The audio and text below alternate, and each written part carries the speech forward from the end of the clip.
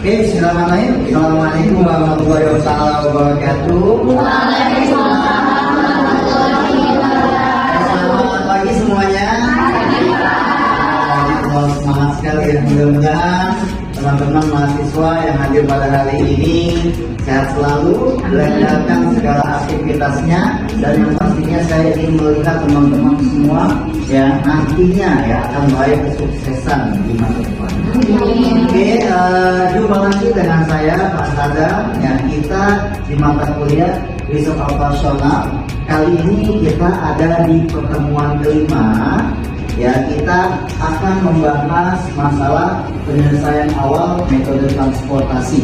Ya, sebelumnya di pertemuan sebelumnya kita sudah bahas tentang ya metode simplex. Ya, jadi saat ini kita metode transportasi. Nantinya kita akan bahas ya ada 3 metode NWC, LC dan PAM ya, tapi kita akan fokus pada satu metode supaya teman-teman bisa nantinya mengaplikasikan di kehidupan teman-teman ketika bekerja ya. Apa tujuan dari pembelajaran kali ini ya? Di sini ya di LPS dijelaskan ya bahwa teman-teman nanti akan mampu menjelaskan dan menganalisis penerapan penyelesaian awal dengan 3 metode, gitu ya. Dengan 3 metode ini, dan diharapkan ya kedepannya teman-teman bisa mengaplikasikan metode ini di kerja, di bidang kerja, dan ketika nanti di semester 6, insya Allah ya akan ada kegiatan yang namanya sertifikasi kompetensi. Nah, di dalam sertifikasi kompetensi ini ada materi yang berkaitan dengan mata kuliah ini, ya, terutama di metode transportasi, ya, baik itu penyelesaian awal maupun penyelesaian akhir, itu, ya. Apa yang harus dibahas nanti? Ya, kita akan mencoba menyelesaikan penyelesaian awal dengan north west corner, discourse dan PAM atau Vogel approximation method, ya. Nanti kita juga akan latihan soal.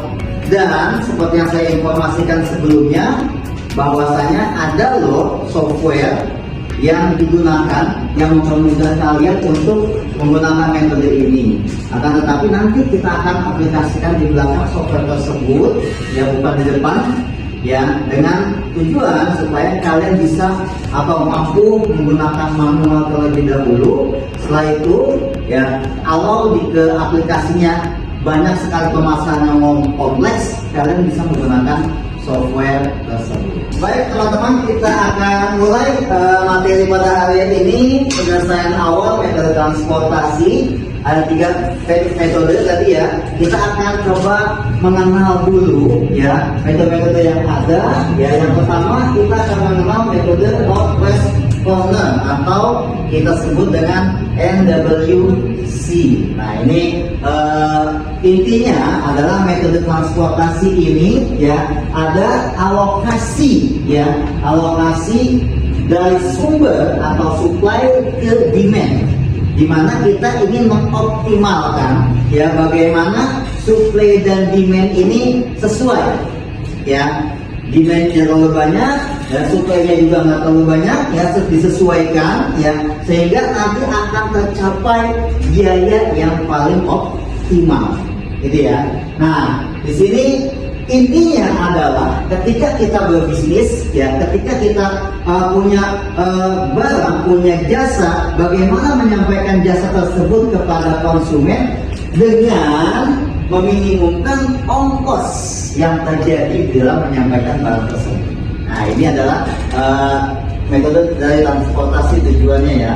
Nah, ini ciri-cirinya ya, ada sumber dan tujuan, berarti ya pengiriman dari satu pabrik atau beberapa pabrik atau beberapa gudang ya ke beberapa tujuan. Ini kita bisa ilustrasikan seperti ini ya. Misalkan ada 3 pabrik, ada 3 gudang. Nah, di sini ya ada supply, ada demand. Ya, bagaimana pabrik A bisa mensuplai, bisa memenuhi demand ke gudang A, B, dan C, atau pabrik B ya bisa mengirimkan suplainya ke gudang A, B, dan C ataupun pabrik C. Nah, intinya semua pengiriman ini ya memiliki biaya yang paling optimal.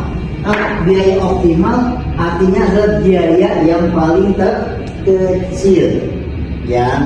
Makanya Shopee salah satunya ya, Shopee menempatkan gudang ya, gudangnya itu di daerah Jakarta Utara, ada yang di Bekasi. Mengapa? Karena kalau dilihat-lihat dari segi geografis banyak sekali ya masyarakat ataupun konsumennya yang ada di daerah tersebut, sehingga nanti akan mengoptimalkan ya biaya-biaya pengiriman kepada konsumen. Baik teman-teman, kali ini akan saya jelaskan bagaimana langkah-langkah penyelesaian dalam masalah atau metode transportasi ya. Yang pertama pastinya ya ada permasalahan. Ya, permasalahannya adalah bagaimana mendistribusikan ya suatu barang ke beberapa destinasi dengan ongkos yang paling optimal. Gitu ya. Bagaimana menjelaskan itu? Setelah itu apa? Dirumuskan masalahnya. Ya, kita rumuskan masalahnya dalam bentuk tabel ataupun dalam bentuk soal. Ya, kita simpelkan, ya kita buat simpel, lalu kita tentukan kemana ya alokasi pengiriman. Ya minimal alokasi pengiriman 2 tempat atau lebih. Ya, nggak mungkin dalam kehidupan sehari-hari realnya adalah ketika mengirim barang nggak mungkin 1-2 tempat. Ya, bahkan bisa lebih dari itu. Nah ini kita simpelkan aja. Setelah itu kita lakukan tes optimal. Nah, tes optimal ini ada beberapa tes optimal dalam transportasi. Ya, di sini ada 6 ya, dan dibagi dengan 2 bagian.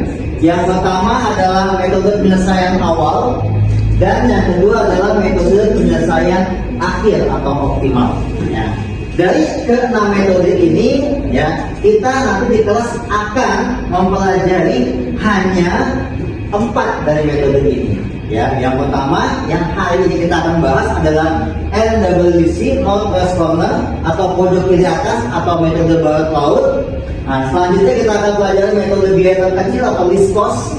Ya, yang selanjutnya ada kita mempelajari Vogel Approximation Method atau VAM. Nah, yang keempat ini Russell Approximation Method hampir mirip dengan Vogel, ya, hampir mirip, tetapi tidak kita pelajari dalam kelas ini. Ya, selanjutnya yang bagian kedua kita akan pelajari metode penyelesaian akhir yang optimal. Ya, ini ada 2 metode stepping stone, batu loncat. Nah, jadi loncat batu. Ya, yang kedua ada namanya modifier distribution method. Ya, nah, yang di metode penyelesaian akhir ini hanya kita akan mengambil satu metode, yaitu metode stepping stone. Ya, nanti kalau di softwarenya bisa banyak metode. Ya, ini hanya pun metode modi ini hampir mirip dengan metode stepping stone atau SS, sehingga salah satunya saja kita pelajari sehingga pengembangannya kalian bisa lakukan di kemudian hari. Nah, di sini ya setelah itu dilakukan tes. Ya, dari beberapa metode yang ada kita lakukan tes. Nah, kalau dia sudah optimal, ini bisa langsung selesai. Tapi kalau belum optimal, ini kita lakukan tes ulang. Kenapa? Karena dari metode-metode ini, ya, dari semua metode ini bisa jadi, ya, satu persoalan, ya, ini lebih optimal di metode yang mana, gitu ya. Tidak menjamin metode misalkan VAM ini bisa menyelesaikan permasalahan yang ada. Ya, jadi kalian nantinya ya sebagai seorang manajer operasional ini bisa tahu, ya, bisa memperkirakan, oh kalau soalnya seperti ini, permasalahannya seperti ini, pakai metode ini lebih optimal, gitu ya. Jadi bukan hanya satu metode yang paling baik. Baiklah teman-teman semua, ini adalah formula manual penyelesaian dari metode transportasi ya. Jadi dari soal permasalahan yang ada kita sederhanakan kembali ya ke dalam bentuk tabel. Nah, di tabel ini ada beberapa hal yang harus kita pahami ya. Yang pertama ada sumber ya. Sumber, ada tujuan, ada demand, ada supply, ada biaya, dan ada kapasitas atau ini ya, supply ya atau kapasitas. Nah, di sini ya perlu kita ketahui nanti tabel inilah yang akan selalu membersamai kita ketika menyelesaikan metode transportasi. Ya. Jadi apabila teman-teman gagal mentransformasikan persoalan yang ada ke dalam tabel, pastinya hasilnya pun tidak akan optimal, tidak akan tepat, tidak akan benar. Makanya nanti harus diperhatikan kembali bagaimana cara mentransformasikan soal ke dalam bentuk tabel. Oke, kita lihat ya. Di sini ada baris atau sumber atau supply. Gitu ya, baris atau sumber atau supply. Nah, di sini ya, ini sumber, berarti sumber A, B, C. Nah, ini sumber dan ini adalah demand. Ya, ada demand. Ya. Oke, di sini ada tujuannya. Ya, tujuannya misalkan gudang P, gudang Q, gudang L, gudang S, dan di sini ada quantity supply. Jadi sumbernya di sini, kuantitas di sini, ya nanti dipindahkan. Nah di tengah-tengah ini ada C, ya. C ini maksudnya apa? C ini maksudnya adalah kolom dari biaya yang terjadi. Ya misalkan, ya kita mau kirim dari sumber A ke tujuan P. Ini biaya yang terjadi adalah C atau cost, AP atau 1.1. Gitu ya, AP atau satu ya. Nah, misalkan ini apa? Ini kos berapa? Ini adalah kos pengiriman dari sumber B menuju tujuan R atau C, BR atau C23, gitu ya. Nah, ini semua ya kelihatan normal apabila supply dan demand itu bernilai sama. Jadi di awal nanti ada syarat ya, supply dan demand dijumlahkan ini harus sama. Ya, ketika tidak sama apa yang terjadi? Ya, ketika tidak sama akan seperti ini.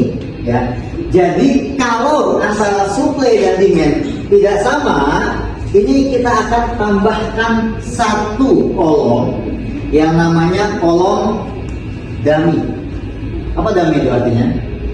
Ya, mainan atau tambahan gitu ya, dan atau main-mainan ya, sehingga ya ini akan menjadi sama. Misalkan di sini ya ada 900, 1000 sama 600 ya, jumlahnya berapa itu? 2000 berapa? 2500. Waduh, kok nggak bisa ngitung ya? Atau sudah capek nih ngitungnya ya. Oke, yang di demand ada 700, 1200 sama 500, jumlahnya berapa? 2400. Nah, ketika supply 2500 dengan demand yang 2400 tidak seimbang, ini kita akan cari solusi dengan menambahkan kolom dummy. Pada beberapa kasus ya, kadang bukan hanya kolom yang dia tambahkan menjadi dummy, tetapi baris pun bisa menjadi dummy, gitu ya. Nah, kasus normalnya seperti ini, tapi ya kasus lain ini bisa menjadi barisnya dummy. Oke, ini apabila ya supply ini lebih kecil dari demand. Ya, kalau ini kan supply lebih besar dari demand. Nah, kalau kebalikannya, ini kita tambahkan baris dummy. Teman-teman semua, kita akan mencoba ya menyelesaikan permasalahan ya dengan metode NWC atau Northwest Corner. Ini contoh simpelnya ya. Contoh simpelnya, misalkan ada perusahaan punya 3 buah lokasi pabrik di lokasi kotak 1, 2, 3 dengan yang memiliki supply, ya, supply atau bisa mensuplai ya, pabrik 1 itu 1000 unit, pabrik 2 1200, dan pabrik 3 800 unit, totalnya menjadi 3000 unit, ya. Masih ada soalan tambahannya. Nah, dari 3 lokasi ini dikirim ke kota yang berbeda. Ada kota ABC, ya. Ini instansi atau kota A memerlukan 1400 unit, instansi atau kota B memerlukan 700 unit, dan instansi atau kota C memerlukan 800 unit. Total permintaan 2950 unit. Nah, dari tadi, ya, dari sebelumnya kita ketahui kalau QS atau quantity supply tidak sama dengan quantity demand, ini akan muncul yang namanya, ya, kolom dan kolom dummy. Oke, yang namanya kolom dummy. Nah, selain itu pasti di soal akan ada yang namanya biaya. Nah, biaya yang timbul. Nah, ini lihat, ya. Ini biaya yang timbul dari pabrik 1 ke lokasi A 155, pabrik 1 ke lokasi B 150, dan seterusnya. Nah, dari soal ini kita akan transformasikan, kita akan masukkan ke dalam kolom. Ya. Oke, bagaimana cara masukkannya? Ya, kita akan lihat di sini. Ya. Oke. Kita bikin 2 ini, ya, supaya terlihat semua. Terlihat di belakang. Oke, nah, misalkan, ya, untuk supply-nya dari pabrik 1, ya, 1000 unit, 1200, dan 800. Ini kita masukkan supply, ya, di kolom supply 1000, 1200 sama 800. Nah, yang kedua, demand-nya ini, ya. Oke, demand-nya 1400, 700, dan 850. Kita masukkan ke sini 850. Nah, karena tadi, ya, kita ketahui ada dummy, ya, atau tidak sama antara supply dan demand, ada perbedaan. Makanya, ya, kita akan membuat satu kolom namanya kolom dummy. Nah, seperti ini, ya. Saya sudah buatkan kolom dummy-nya. Diperlihatkan ini kolom dummy. Nah, kalau kita jumlahkan, ya, untuk mempermudah saya buat di Excel supaya lebih gampang. Ini kita lihat, kita samakan kembali, ya, persentikan ini harus sama, ya, berarti sama dengan sum.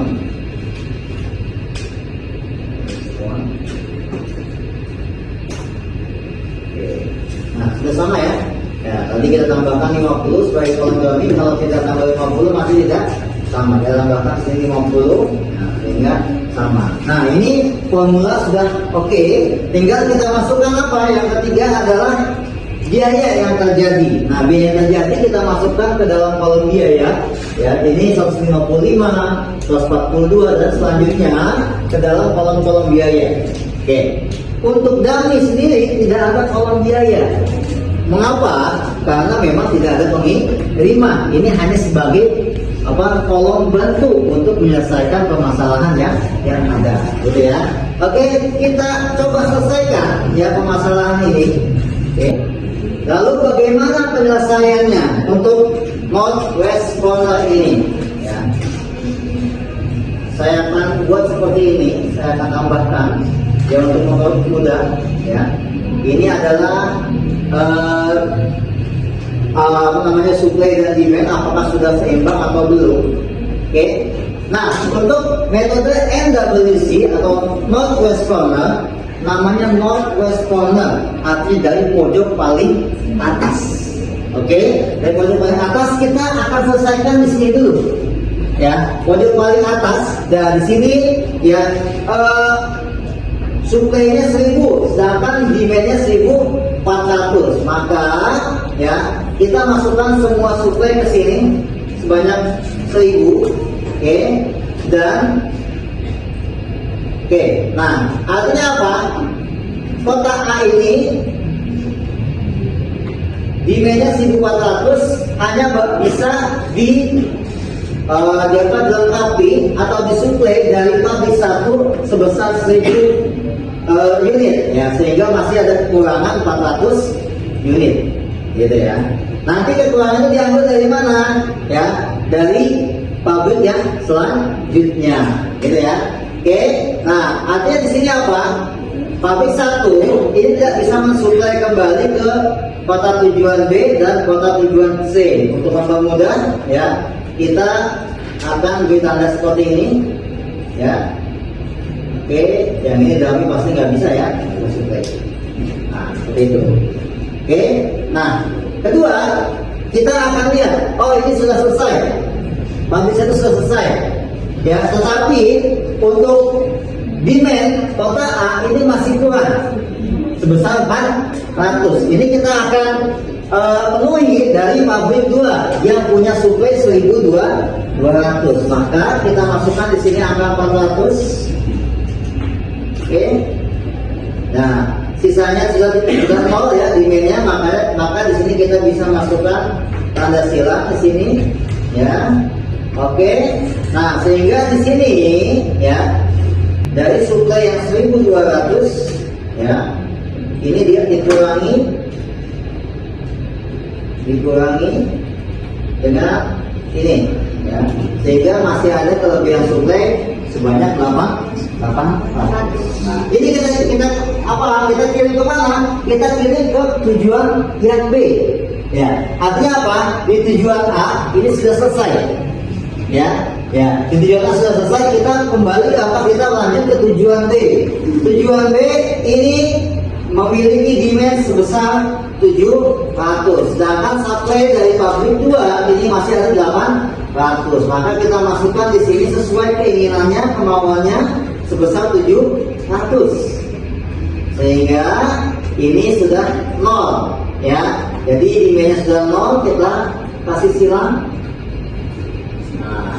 Itu ya, sudah tidak butuh supply lagi. Nah di sini ya, tadi 800 ya dikurangi dengan yang ini ya, sehingga masih tersisa supply sebesar 100. Nah 100 ini ya kita akan masukkan ke kota tujuan yang C ya. Jadi 100 kita masukkan ke sini, sedangkan kota tujuan C ini butuh 850 ya. Maka kita masukkan 100 ke sini ya, kekurangannya ada 250. Ini pabrik 2 sudah tidak bisa mensuplai ya ke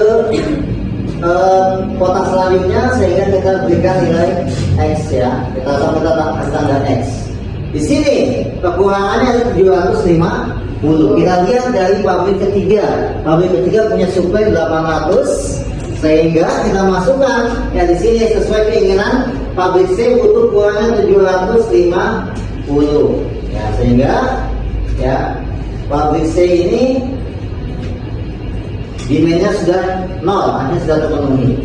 Nah dari sini kita lihat ya, ternyata masih ada sisa supply ya dari pabrik 3 ke kota C ya sebesar 50. Nah 50 ini kita masukkan ke sini ke bagian dummy sebesar 50, sehingga selesai.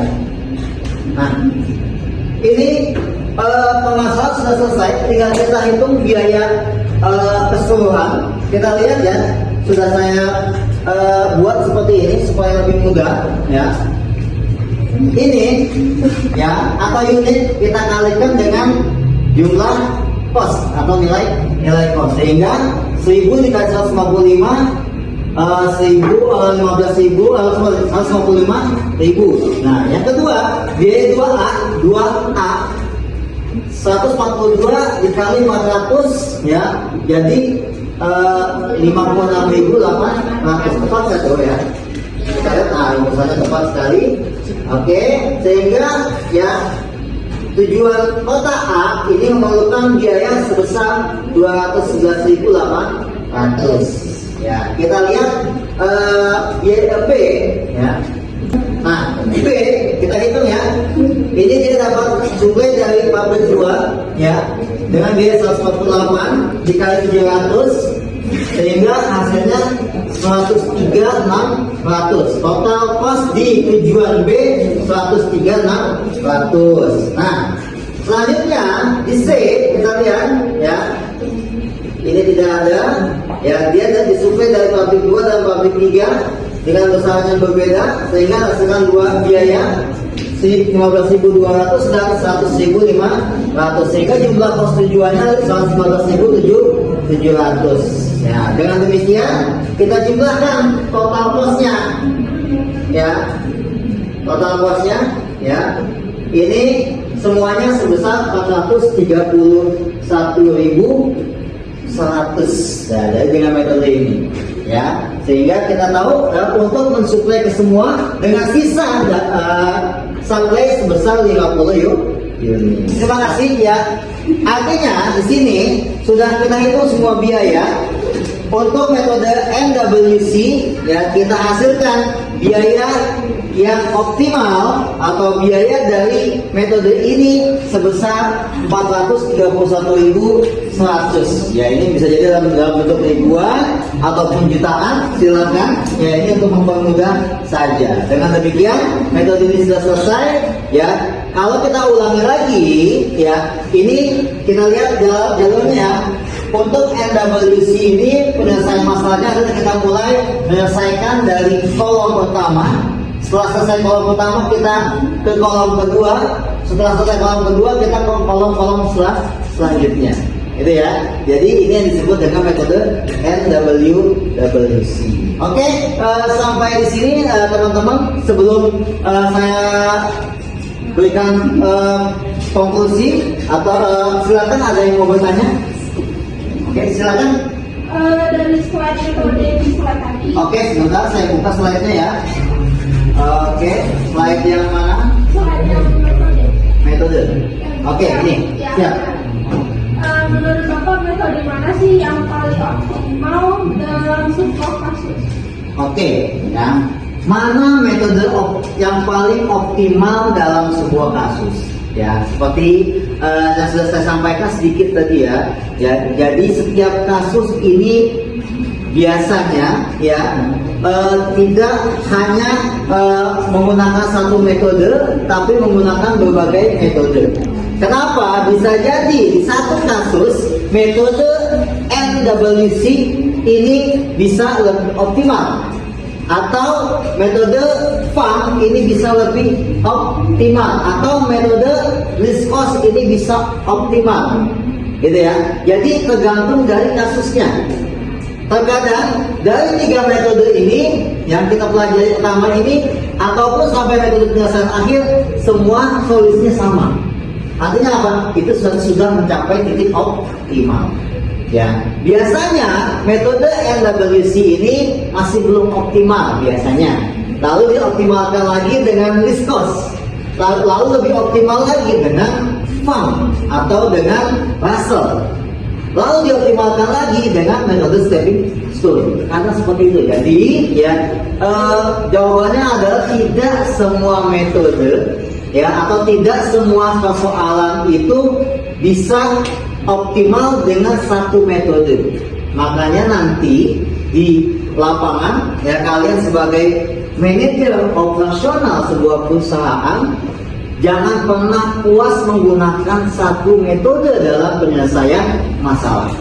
Ya, gunakan metode yang berlainan, yang lain ya. Kenapa? Dalam permasalahan itu dicari yang paling optimal. Optimal itu tidak bisa didapatkan dengan menggunakan satu metode, tapi berbagai macam metode. Terima kasih yang sudah bertanya. Ada pertanyaan lagi yang lain? Silakan. Cukup. Oke, teman-teman semua, mungkin sampai situ materi kita pada hari ini. Kita akan lanjutkan dengan metode-metode yang lain. Saya harapkan teman-teman nantinya ya bisa lebih fokus di metode-metode transportasi ya, karena ini banyak sekali manfaatnya di kehidupan kalian, terutama di dunia bekerja. ya. Dan untuk yang belum absen, tolong absen ya, karena nanti dalam waktu 10 menit ke depan absen tetap saya buka dan saya akan tutup setelah 10 menit. Oke, silakan absen, jangan lupa ya, karena kehadiran juga ini punya nilai dalam nilai akhir kalian. Oke, saya tutup sekian. Terima kasih atas waktunya pada hari ini. Mudah-mudahan kalian sehat selalu ya, dan pastinya sukses selalu buat kalian. Oke, terima kasih. Assalamualaikum warahmatullahi wabarakatuh.